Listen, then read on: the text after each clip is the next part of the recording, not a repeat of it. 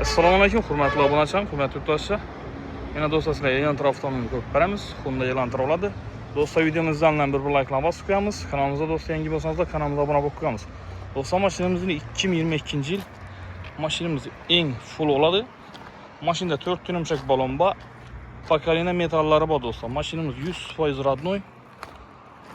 Do'stlar, mashina durishini qaranglar. Akkuratni turibdi-ku.